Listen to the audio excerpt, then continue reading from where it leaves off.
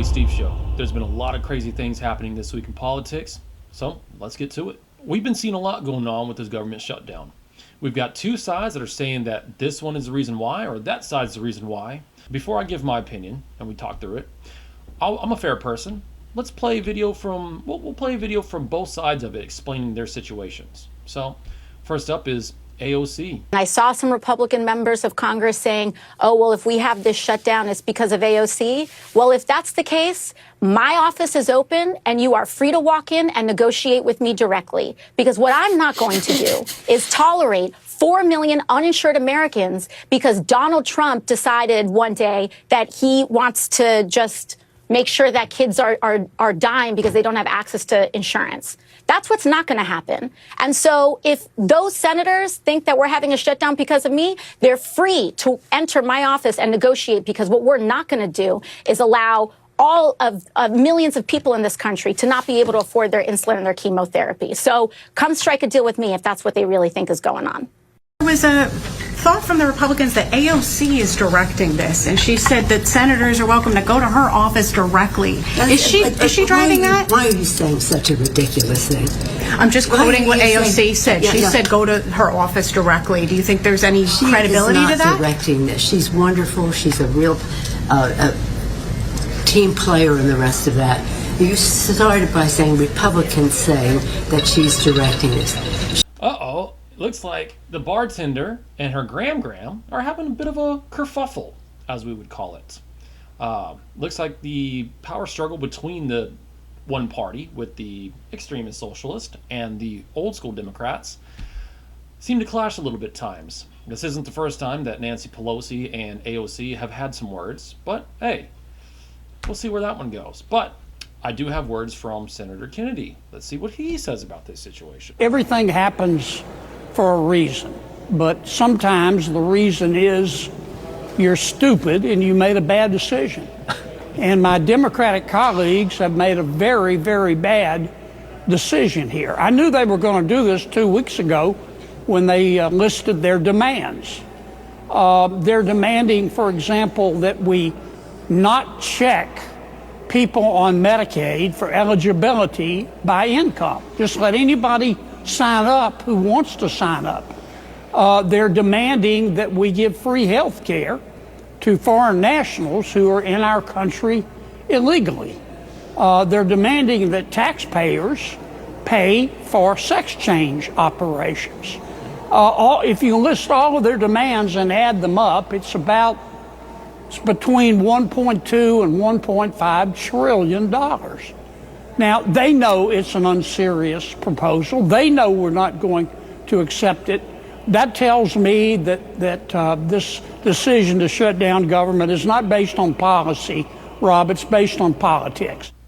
And see, and that is the problem that I see here. And so now I'll give my opinion on it. What I truly believe is what's happening right now is, yes, AOC and the squad and the extreme Democrats that want the socialist side of things, yeah, they don't want to take care of America first. They want to help the illegal immigrants. They want to help people outside the country. They don't want to take care of Americans. They don't believe we deserve it. There's many American people that are living below or on just touching that poverty line that could use a little bit of step up in health care, a little bit of help here. But of course, though, AOC and Schumer and the rest of the Democrats, they want to spend $1.2 trillion and give it to foreign national aid. But I'm sorry, what about America first? We have a lot of ongoing issues, as everyone can see right now, that's happening. But yet they want to slip these things into bills to pass and get passed, and to put money in for transgender sex changes. What the hell does that have to do with anything that is going on in America to help further and push us ahead in life? What does mutilating somebody, paying to have people mutilate themselves, do for the economy and do for our country? See, this is exactly why the Democrats are losing so many spots in office, because their focuses aren't realistic. They've gotten away with it for so many years under the Biden administration by hiding money into this specific thing, that over here, all this foreign aid in the trillions going overseas. But I have a bit of a theory on this. I don't quite think all that money is going over there. I truly do believe there's a reason we see these political people, these political figures, net worths jumping from 50,000, 100,000 to 10 million, 16 million, 20 million dollars. That is a pretty tough one to explain. And I don't think any of them would even have a legitimate explanation to how they got there. But I do want to show one more video because Senator Kennedy, which I think Senator Kennedy should be a comedian once he's done in office, but he breaks down just exactly what it was that they tried spending in this recent bill. So let's take a look at that. We found that under President Biden, they were spending $3 million for circumcisions and vasectomies in Zambia. We took that out. The Congresswoman says, we're going to shut down government till you put that back in. We found $500,000 of American taxpayer money for electric buses in Rwanda. We found $3.6 million for pastry cooking classes and dance focus groups for male prostitutes in Haiti. I kid you not. I'm not making this up. That was in the budget under President Biden. We took it out. Congresswoman Ocasio-Cortez in the socialist wing, the loon wing of the Democratic Party, says we're going to shut down government until you put it back in. I'll just read you a few more that we took out. They are demanding we put back in. $6 million for media organizations for the Palestinians. $833,000 for transgender people in Nepal. $300,000 for a pride parade in Lesotho. $882,000 for social media and mentorship in Serbia. $4.2 million. We took it out. The Congresswoman and the socialist wing of their party says we got to put that back in for the open government. $4.2 million for lesbian, gay, bisexual, transgender, queer, and intersex people in the Western Balkans and Uganda. I could spend the rest of the afternoon here. We took all that out. It upset Congresswoman Ocasio-Cortez. It upset the socialist wing of her party. And now that wing of her party and the Congresswoman are threatening all other Democrats and saying, you've got to shut that government down until we get what we want. And part of what they want is to add this kind of stuff back into the bill. And that's what this fight is all about. And here we are, 4 days later, dealing with a governmental shutdown, people not getting paid, programs that are going to get cut, which from what I've understood, they're the programs that didn't really help Americans anyways. But here's my issue with what I've got with all this. AOC sits here every day screaming white supremacy, issues within the black community. That's, by the way, that's how she really ran her campaign. That's how she got elected in, because a lot of people believed that she was going to come in and make changes within the communities, because where her district at is a very urban district. But I can tell you this. I've looked into what bills that she has got behind, and right, one, she hasn't put together no bills on her own. The bills that she has gotten behind is all for foreign aid and LGBTQ communities. Again, sex changes. Why on earth are we at a point where we're sending money overseas for sex changes, for mutilation? Again, this lady ran her campaign, AOC ran her campaign saying that I will get black Americans what they deserve. And all she's done since she's been in office is kept up on her trades, making sure her net worth is now 16 million, right? She went from a bartender salary to a whopping net worth of $16 million. So that's number one. Number two, she hasn't done not one single thing, not one bill, or got behind one bill that helps black Americans. No, she's too busy wanting to take everyone's raise taxes, take everyone's tax money, and send it overseas for transmutilation, just like the rest of her cronies in the Democratic Party. Again, this is exactly why they're losing seats. This is why they don't have the House and Senate. And this is also why they don't have the presidency seat. And I do have a belief come 2028, they're not going to get that seat neither. We're waking up. We see through the BS. What I just saw on that what he just read out that they took out of that bill and why they're on a shutdown is completely and absolutely demonic. There's no reason that money should be getting sent for anything that has to deal with sexual orientation stuff. I'm sorry. We got real issues. We got economy. We got economy crisis. We got crime through the roof. But yet AOC and the squad and the rest of them are worried about children sex changes. Do better. You need to do better. And now you've put the financial burden on all these governmental employees and officials who now can't get paid because you're fighting for overseas sex changes. Give me a break. Well, moving on.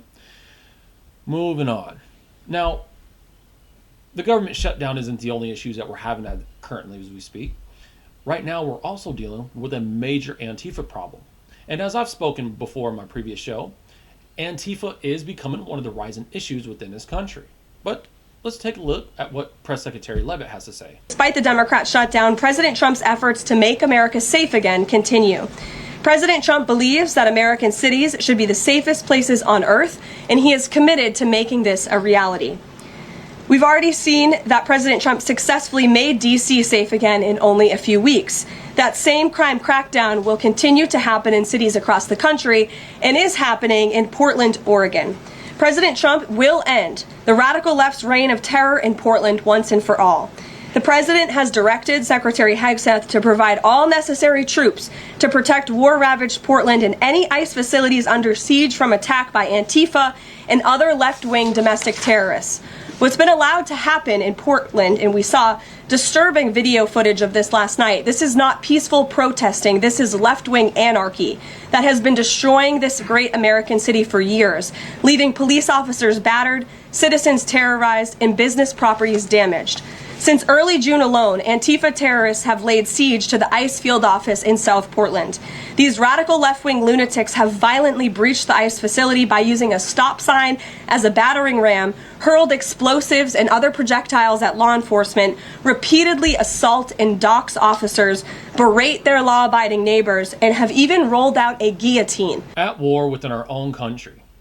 And it's not because we're facing a dictator rulership or loss of democracy or any of the buzzwords that the mainstream media likes to use. No, it's because we have a bunch of extremists running around trying to fight for something that they don't even understand. What they're doing is they want the democracy taken away from the people because they're the type of people that want, if you don't look at their views or see the way that they see things, they will cause violence on you. They will actually take your life. And they've been doing it. The military that has been getting sent to Portland, in my opinion, is very necessary. Enough is enough. Under the Biden administration, Antifa was running Portland. They took it over, and they were just allowed to.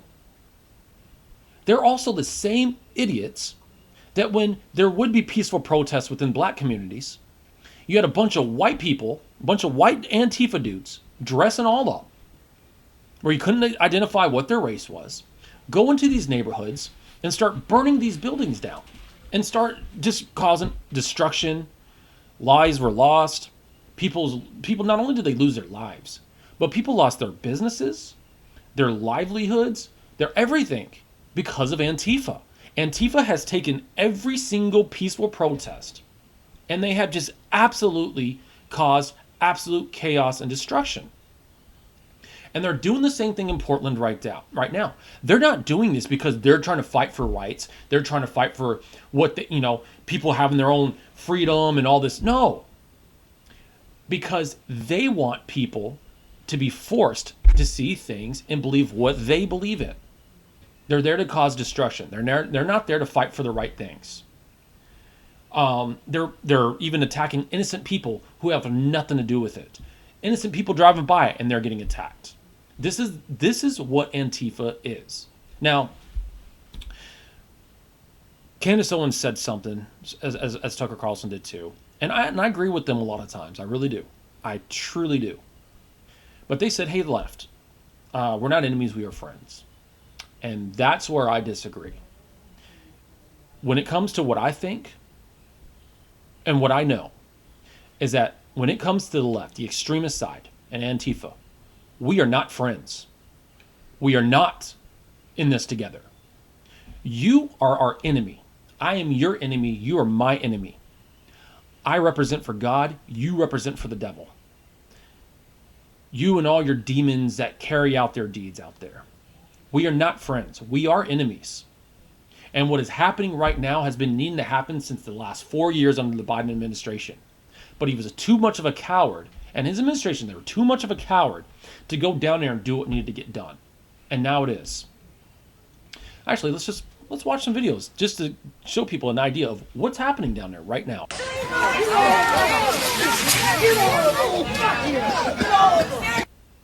Sorry, that was just a little funniness, but here we go.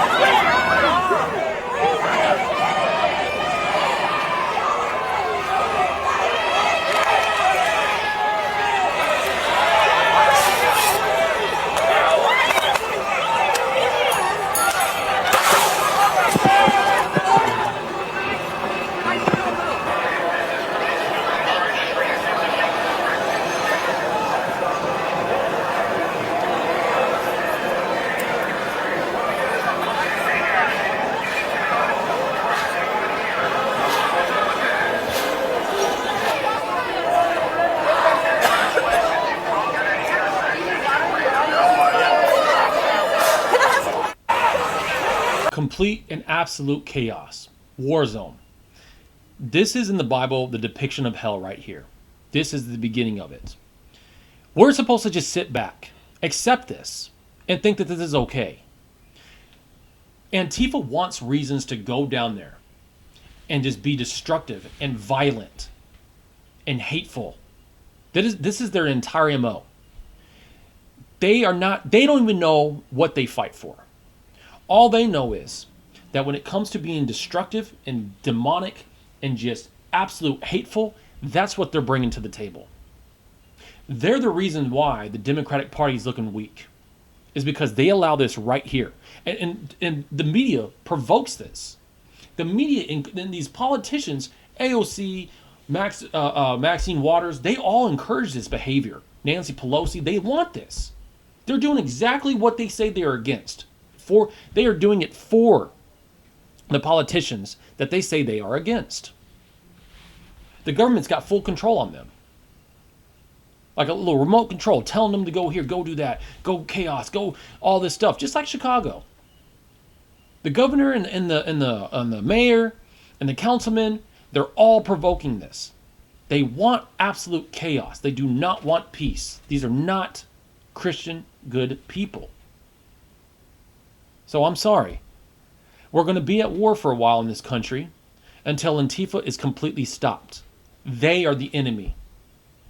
Antifa is the complete enemy of this country. Moving on. Oh, and just to give you a good idea, a clear idea of what Antifa's about, let's take a look just behind the people who represent this. I want you guys to take a good look at this. This right here, this is the face of Antifa. This is also the face of mental illness. These are the people that live in these echo chamber, media-fueled rages and go out there thinking that they're doing something for the community, that they're helping the country. They're not. This right here, this is the face. This is the face of mental illness. This isn't the face of freedom, fighting for freedom. No. This right here is the representation of Antifa that has got to be stopped. They are the enemy. No negotiations with them. It's time to take them down and be done with this. Moving on. There's been a lot of things that have been upsetting people lately, and another thing that's been really messing with our country is fentanyl, right? We've got a fentanyl crisis that we've had for years now. We are witnessing fentanyl becoming the deadliest epidemic in the history of drugs. Some argue worse than the crack epidemic. But things are starting to get done. We're starting to make moves towards stopping it from happening. Best we can, right? The war on drugs will never end. That's the reality of it.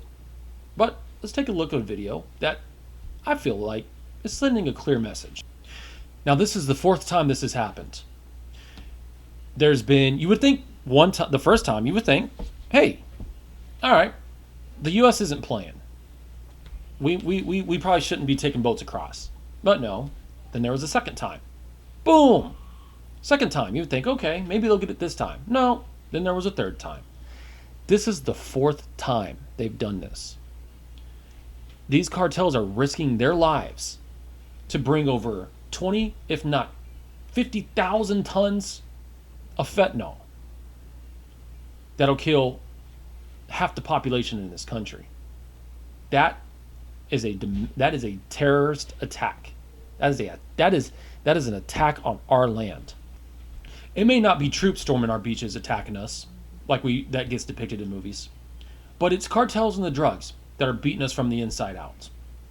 And so when we do moves like this, that sends a strong message saying, hey, do not bring drugs to our country.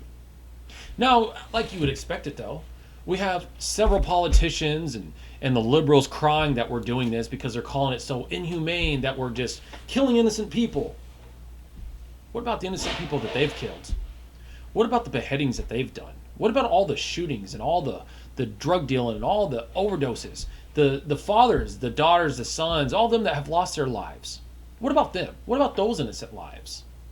And another thing that you guys always cry about, but you don't do the research, is there is a lot of intel that goes into deciding what's going to happen in this situation. We already know what is on those boats, who's doing this, and how to handle it. To be honest, this is the safest method to not put our men and women in danger. Our children, our fathers, who are military aged, that have to deal with this, versus confronting them, risking their lives. This is an easier attack to stop them from coming in with the drugs that are going to kill a lot of people, a lot of our family members and friends. So the next time, think about that. When you see your favorite politician or your friends or people out there crying about us and how inhumane it is stopping these people, what about the inhumanity that's happening, that when they do successfully make it over here, and thousands, if not millions, of people die? That's where we got to start. That's how we decide on how to stop these people. And these aren't people either, by the way. We talk about inhumane. These are monsters. These are monsters getting stopped. That's the reality of it. All right, let's move it on. This is break down the bill time. So recently in California, Senate Bill 1414 went up for a vote. What that stated was that it stopped the sale of children, made it a felony if you were caught selling children. Which means, sex trafficking, sexual assault, child trafficking. That is what this bill directed itself for. Senate Bill 1414. But as you can expect, this is in California, it didn't pass. It did not pass to make it a felony to do this. And you can actually hear why it didn't pass. We believe that SB 1414 takes an overly punitive approach that fails to address the root causes of these issues and will not effectively stop sexual violence. We are particularly concerned that the harsher penalties proposed in this bill will disproportionately impact marginalized communities, especially members of the LGBTQ community, who already suffer from systematic biases within the criminal justice system, particularly when it comes to sexually based offenses. Studies have shown that LGBTQ people, particularly gay and transgendered individuals, are more likely to be charged with sex offenses compared to their heterosexual counterparts. For instance, LGBTQ individuals are 9 times more likely to be charged with sodomy. Measures like SB 1414 lead to higher rates of incarceration, longer sentences, and increased difficulties in finding housing and employment. Today, EBC must strongly oppose Senate Bill 1414. For the reasons I will state, we stand against any punitive measure that perpetuates systemic injustices, and we emphasize. So there you hear it. Now you see why it didn't pass. A lot of the trans liberal extremists fought to not get it passed because they have a belief that it will target their community. Well, where I come from, when you break the law, it doesn't matter who you are or what you are. This applies to everybody. If you're charged with for sodomizing a child and you go to prison for a very long time, that is exactly how it's supposed to go. You commit the crime, you go do that time. So for them to fight and say this is unfair for their community and that the trans community will be targeted with this, well, I got an idea and suggestion. How about they just don't commit the crimes that will cause for them to go to prison for the rest of their lives? How about don't touch children? How about we don't have sex trafficking with children? So for this bill not to pass, that is that typical liberal California trans extremist mindset. And this is why, and they wonder why, we have no patience for them and we don't accept them. I'll make my statement clear. I have nothing against gay people. It's not my life, right? You go live your life. Hell, I have nothing against even the trans people. I don't have nothing against the trans community. But when any group starts going the extremist route that involves children, sexual assault, and stopping the bills that can help stop these monsters from committing these acts, or at least punishing them, we got a lot of work to do to stop them. But stopping bills that punish them rightfully for these heinous, demonic, monstrous acts, you might got to take a look at these people and wonder and think about this and look at them and be like, that's where the problem starts. But we're wrong for not accepting them. I'll tell you. But moving on. Last video on the show. This one has actually, this one hit me pretty hard. And I got a lot of blame to pass around on this. But let's watch the video and then I'll share my thoughts. Yeah, so what you'll see is in the top left of the screen, you're going to see multiple cars just making their way south to Thibodaux, coming from Vacherie. At some point in time, you're going to see the collision, which we're going to know is vehicle number 2 from oncoming traffic colliding with the vehicle of Mr. Hall. You will see another vehicle come to a stop, and then you'll see Kyron Lacey come to a stop. So as we've seen the video, it looks like the impact happens, and then Kyron Lacey is behind him. How far away was he from there? Well, that's the beauty of the investigative report that I now have my hands on. We know from data that Kyron Lacey did, in fact, pass 4 cars. There's no disputing that. Further north, Kyron Lacey passed 4 cars. However, he was back in his lane of travel, 92.3 yards. Back in his lane, behind Mr. Hall. At the time of impact, he's 72.6 yards behind the vehicles at the time of impact. Keyword, behind the vehicles. That is not how this story was ever painted. Never. And that story was never painted that way because the media and the cops and everybody else wants to always make somebody the bad guy. And Kyron Lacey probably would have went pro if he was still alive. He probably would have accomplished big things. He was a young man, 25-year-old young man who had a promising career. Didn't commit not one single crime. That video right there, which they've held on to that video for a while now, right there just proved his innocence. He did what any of us would have done. A wreck happens above us, in front of us. We weren't involved. We got somewhere to be. We go around it, and we get to where we're going. That young man had not one single involvement in that crash, in that wreck. But you know what?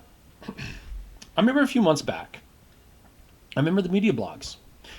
I remember they were saying a different story. They were painting him out, and they did all this for clicks. The media, on all the media sites, mind you, every single blog on Instagram, the news, you name it, they painted this kid out to be a monster. They started painting false narratives. They're saying he caused the wreck. He's there might have been drinking involved. He fled the scene and all these things. He needs to go to prison for the rest of his life. I remember even the urban blogs tearing him down, making him a bad guy. And the entire time they were sitting on this video, knowing the truth. But hey, they wanted clicks. But this is what I got to say. The blood is on your hands. You did this. That young man took his life because of something that the blogs and the media lied about and the cops lied.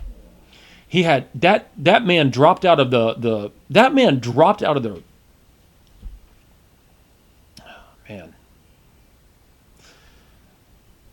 That man dropped out of the NFL draft because of the picture that got the lies, the false narrative that got painted on him. That right there that shows you the devil, who the devil is. The same media that painted him as a monster and led to his suicide is now the same media trying to say R.I.P. and this is sad and trying to stir stuff up now. No, these are the media sites that do this. The blood is on your hands. You did this. You ruined an innocent person's life. And not to mention how many other lives you guys have ruined. Just for clicks. For laughs. For a good story. Most stories that aren't even true. This is the problem with the world we live in today. With mainstream media. And these Instagram blogs. I have, again, back to the whole freedom of speech. We have every right to talk about the things we want. But there needs to be accountability when people lose their lives over lies. Over the lies that you destroy people with. For clicks. Again, for clicks. For views. For likes. And I'm going to go ahead and name them. Shade Room. Neighborhood Talk. CNN. Fox. Spiritual World. All you guys reported on this months ago. Every one of you. Demonizing this kid. Making him out to be the bad guy. You helped the judge about to give him more time. Knowing that there was evidence getting him out of this. But now you guys want to be the same ones saying RIP and how dare they do this to him and this is sad. You don't get to do this. The blood is on your hands. You don't get to do this. So remember that next time you want a good story or you want to put together something that gets some clicks and stuff like that. I want you thinking about that. Is it worth doing? Is it worth ruining somebody's life? An innocent person's life? Well, listen guys. That's all we got for the show tonight. I will see you on the next one, and we'll keep you updated as things change.